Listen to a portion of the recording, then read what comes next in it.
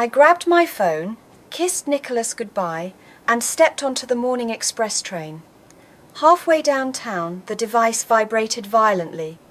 "It was Amanda," I answered, expecting my sister-in-law to deliver her usual list of petty grievances. Instead, she was locked in pure panic. She began frantically babbling about a $300,000 corporate embezzlement transfer. She assumed Nicholas was on the line. We possessed identical phone cases. I had his phone, he had mine. I did not scream on the crowded train.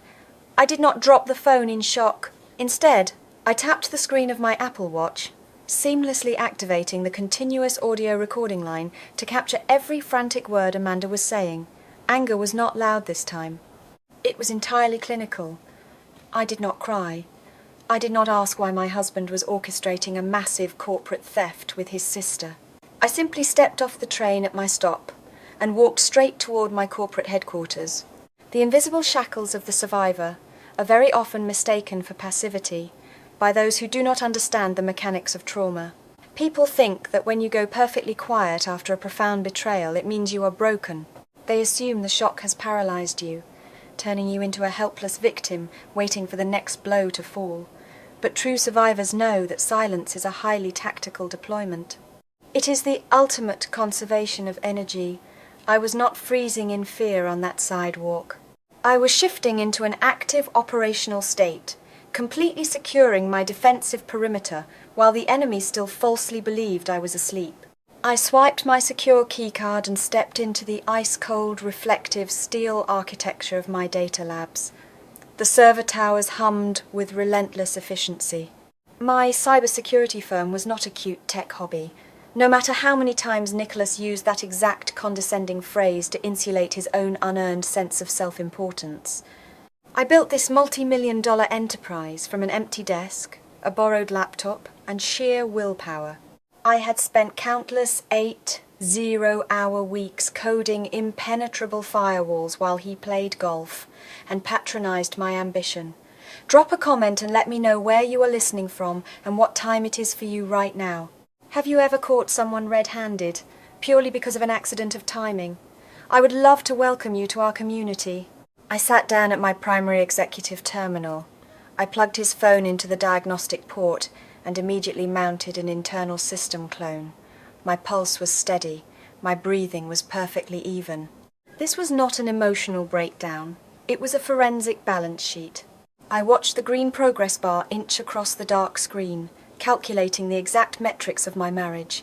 Every affectionate text message, every expensive anniversary dinner, every late-night reassurance it had all been a fraudulent subscription service, and I had been the one footing the massive bill. I rubbed my eyes, attempting to summon a single ounce of sorrow or regret, but there was only absolute clarity. I had been the silent investor in their twisted version of family. The clone hit 100%. The screen flashed. I was a CEO, auditing a hostile takeover, and I was about to initiate a permanent liquidation. The cloned drive opened seamlessly on my terminal. Nicholas honestly thought a dual-encrypted vault hidden carefully behind a fake calculator application would keep me out of his digital footprints. He completely forgot he was married to the exact woman who designed the root encryption protocol he was clumsily trying to deploy. The firewall dropped in less than 3 seconds. What I found inside was not just a simple financial ledger of the $300,000 Amanda had babbled about on the train. It was a completely parallel existence. I clicked open a hidden folder labeled with a single gold star emoji. Hundreds of high-resolution snapshots instantly flooded my dual monitors. They were vividly clear photos of an extravagant birthday party for a 3-year-old child. I stared closely at the screen. The little boy had Nicholas's exact eye shape, his exact smile, and his exact posture. I systematically zoomed in on the large crowd gathered around a massive custom-tiered cake. Standing proudly in the centre of the frame were my in-laws, William and Kimberly. They were smiling warmly, their arms wrapped tightly around a stunning brunette woman, Kayla, the mistress. She was not a secret, not to them. They were posing together like a perfect, joyous family unit. I stared at the glowing monitors, letting the absolute reality wash over me in freezing waves. The entire family, had deliberately integrated this parallel household into their lives. They had intentionally funded this secret world, using the direct financial fruits of my 80-hour corporate work weeks. I clicked on the next photograph in the sequence. Kayla was wearing a custom gold cartographic pendant around her neck. I recognized the intricate map design immediately. I had seen the massive invoice for that exact necklace on our shared corporate expense account 6 months ago. Nicholas had boldly told me it was a mandatory retirement gift for a senior vice president at his risk underwriting firm. A sharp memory flashed in my mind. Last Christmas, standing in my own custom kitchen, Kimberly had loudly criticized me in front of the entire extended family. She boldly told me I was utterly failing my wifely structural duties because I spent far too much time at the corporate office instead of building a warm, traditional home for her son. I realized now she was not offering motherly advice. She was actively managing the very asset she was helping to drain. The betrayal was so deep, so absolute. It entirely bypassed my emotional registry. I began rapidly sorting the digital files, downloading every timestamp, every geolocation, and every transaction record. They had no idea they had just handed me the master key to their utter ruin. That evening I played my assigned part flawlessly. I wore my most expensive tailored dress and attended the mandatory $2,500 VIP celebratory launch dinner at an exclusive downtown lounge. It was a gala for Justin, Amanda's husband, intended to celebrate his completely unengineered, doomed-to-fail commercial real estate venture. The lounge was overflowing with high society country club associates, all aggressively pretending to be untouchable titans of industry. The psychological reality is that bankrupt characters always exhibit maximum arrogance right before their spectacular public ruin. It is the absolute illusion of power radiating from a completely empty wallet. When someone is desperately living on borrowed time and stolen money, they invariably overcompensate with extravagant, obnoxious displays of dominance. They meticulously construct a loud facade of superiority because, deep down in their core, they know the foundation is entirely made of sand. They demand respect loudly to drown out the silent, creeping truth of their own gross incompetence. I watched them all operate at peak arrogance. Kimberly held court at the centre VIP table, aggressively swirling a heavy red wine that thickly coated the inside of her crystal glass. I took a slow sip of my sparkling water, a clinical chill settling permanently over my silent observation. Kimberly caught my eye across the table and immediately began minimizing my massive enterprise achievements to the wealthy country club wives seated nearby. She laughed and called my corporate cybersecurity firm a cute little computer project, loudly praising Justin for being the only real visionary in the family.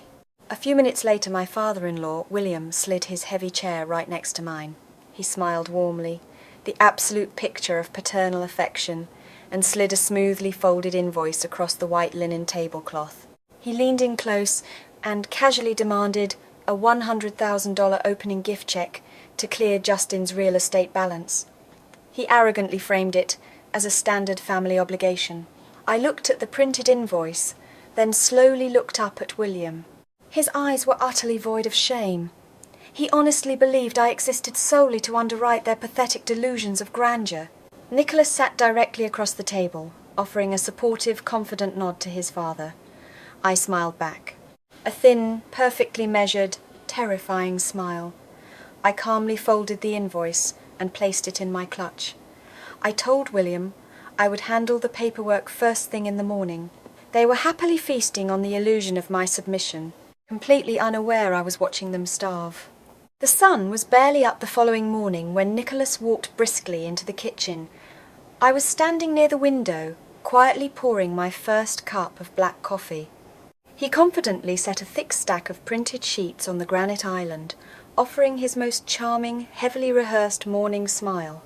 He casually claimed they were routine joint tax filings that our senior accountant absolutely needed, signed immediately to avoid severe federal late penalties.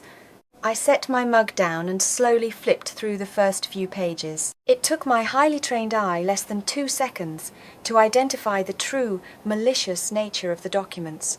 It was not a routine tax return. It was the final closing addendum for a massive $1 million cash-out refinance application secured directly against my premarital $2.4 million penthouse, a fraudulent loan he had been secretly processing under my name for the past month.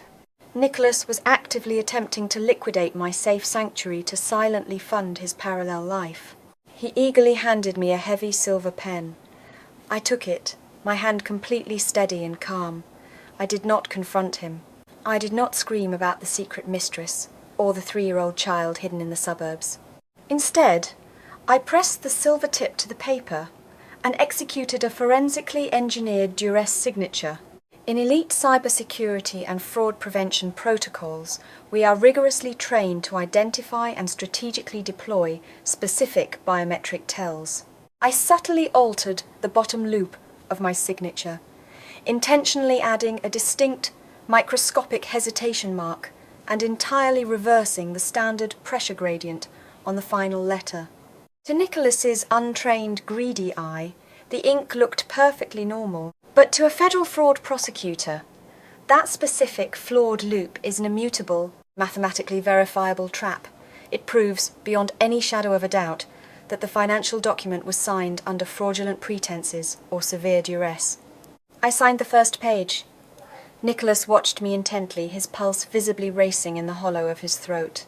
He was sweating slightly, nervously shifting his weight from one foot to the other as he waited for the money. I signed the second page. I clinically tracked my steady, precise hand, tracing the intentionally flawed loop over and over again. My composure was absolute and unbreakable. I was silently laying the final, crushing brick in the steel fortress that would shortly entomb him. I neatly stacked the papers and handed them back to him. He exhaled, a massive, trembling breath of relief, quickly shoving the fraudulent documents into his leather briefcase. He kissed my cheek, praised my efficiency, and walked blindly into his own destruction. At 9 o'clock sharp, I confidently walked into the mahogany-lined office of my lead attorney, Sarah. She was an elitist corporate litigation master and a ruthless former federal crimes prosecutor. I silently placed the cloned hard drive and the digital audio recordings directly onto her massive desk. Sarah did not waste a single second with empty sympathy. She immediately deployed her firm's elite corporate intelligence trackers, ruthlessly pulling the deep, hidden background files on Kayla, the mistress. By noon, Sarah slid a terrifying, deeply structural revelation across the polished table. Nicholas had not bumped into Kayla at a random bar. He had not met her by pure chance. My in-laws, William and Kimberly, had systematically orchestrated and heavily financed the initial introduction 3 full years ago. They had carefully hand-picked Kayla, groomed her, and strategically positioned her to target, drain, and capture my tech empire for their own family bloodline. They desperately wanted my limitless wealth, but they wanted a highly compliant, traditional daughter-in-law to obediently bear their grandchildren. So they maliciously built a shadow family using my stolen capital. This profound criminal twist entirely stripped away any lingering shred of humanity I might have accidentally projected onto them. I permanently detached my emotional registry. I felt absolutely nothing but cold, unyielding, mechanical resolve. Sarah then smoothly confirmed the current status of the forged documents Nicholas had rushed to file earlier that morning. The fraudulent loan applications had already been transmitted digitally across highly secure federal banking networks. Sarah looked at me with the cold, clinical satisfaction of an apex predator. She explicitly explained that by filing that engineered duress signature electronically, Nicholas had instantly upgraded standard marital deceit into a non-bailable Title 18 federal felony offence. I gave Sarah the final, absolute authorization. Within 2 fast hours, we finalized a counter-strategy. I had been quietly preparing with Sarah for months.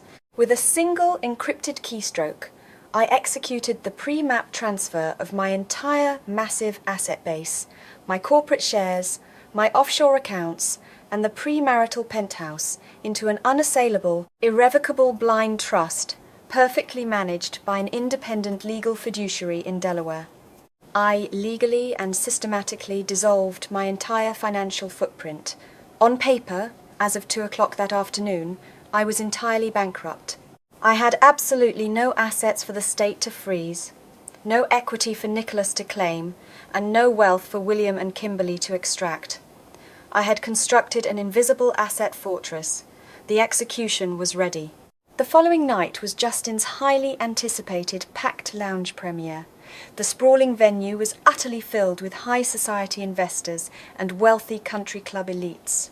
I arrived right on time, wearing a striking, floor-length, blood-red silk gown that commanded the room. I stood quietly near the back shadows, my secure laptop tucked safely inside an oversized designer tote bag. Halfway through the arrogant evening, Amanda eagerly took the microphone on the center stage platform. She was deeply drunk on free premium champagne and her own unearned arrogance. She raised her glass and began to publicly shame me in front of 200 people, loudly calling me a selfish, cold hoarder of wealth who outright refused to support her family's brilliant innovation. The wealthy crowd murmured softly, casting highly judgmental glances in my direction. I did not flinch. I calmly and methodically walked straight through the parted crowd and slowly ascended the stage platform. Amanda scoffed loudly, stepping back as I expertly routed my personal terminal directly into the venue's massive projection array and high-fidelity surround sound matrix. The justice of the sower dictates an unbreakable rule. You will eventually reap exactly what you boldly plant. If you plant massive deception, you will inevitably harvest massive ruin. I was not just destroying a parasitic family. I was firmly establishing a permanent precedent. The heavy bass of the lounge speakers suddenly vanished, instantly replaced by the crystal-clear audio recording of Amanda's frantic, undeniable confession about the $300,000 embezzlement trail. The massive wall behind the stage aggressively lit up. 10-foot high-resolution photos of the secret family child, the mistress, and my smiling in-laws towered over the dead, silent crowd. I mapped the entire financial trail, projecting the exact bank transfers onto the wall. Nicholas violently stormed toward the stage, his face twisted in a smug, incredibly narcissistic sneer. He forcefully grabbed a microphone and laughed loudly, boasting to the entire room that my little presentation did not matter. He smugly announced that the $1 million cash-out had successfully cleared, and my personal assets were officially frozen by the bank. He honestly thought he had won the war. I looked down at him and clinically delivered the crushing revelation. I calmly explained the forensically engineered forgery trap hiding inside the signature he had blindly transmitted across federal networks. I watched his face completely drain of color under the blinding glare of the projection lights. Then I informed him of the irrevocable trust shield. He had not frozen my assets. He had robbed a federal bank. The deafening wail of heavy sirens pierced the venue walls before Nicholas could even attempt to form a coherent response. The heavy glass door swung violently open, and Sarah entered, sharply flanked by 5 stone-faced Federal Bureau of Investigation and Internal Revenue Service criminal investigation agents. Nicholas, Justin, and Amanda were swiftly and structurally shackled in heavy steel cuffs right in front of their horrified elite country club associates. William and Kimberly immediately collapsed to the floor in total shock. They desperately crawled toward the stage, screaming and frantically clawing at the hem of my blood-red silk dress, loudly pleading for familial mercy. I violently ripped my expensive fabric away from their grasping, greedy hands. Behind me, Sarah's legal assistant stepped forward, coldly serving the freshly stamped divorce filings and the court-ordered restraining summonses directly into their trembling hands. 6 months later, the structural ruin was absolute and total. Nicholas was officially sentenced to serve 7 years in federal prison for massive wire fraud. Justin received 3 years for his direct complicity. Amanda was forcefully stripped of all her stolen assets and is now reduced to working minimum wage shifts, cleaning rooms at a cheap roadside motel just to survive. William and Kimberly faced complete, devastating eviction and total bankruptcy, their precious social standing permanently erased from existence. As for me, I rapidly tripled my secure enterprise market share, running operations from a stunning brand new corporate penthouse. I fully endowed a landmark financial defense charter, using my massive capital to actively arm other abused women with the precise, legal, heavy artillery they need to destroy their own financial predators. I have come to realize that forgiveness isn't always for the other person. Sometimes, it is the only way to genuinely set yourself free from the poison of the past. But healing absolutely requires you to build boundaries so strong that no one can ever diminish your worth again. Have you ever had to use the clinical precision of the law to permanently sever your life from the greedy people who were supposed to protect you? Share your personal victories and survival strategies in the comments below. Do not forget to click like, subscribe, and remember, never allow a parasite to mistake your tactical silence for emotional weakness.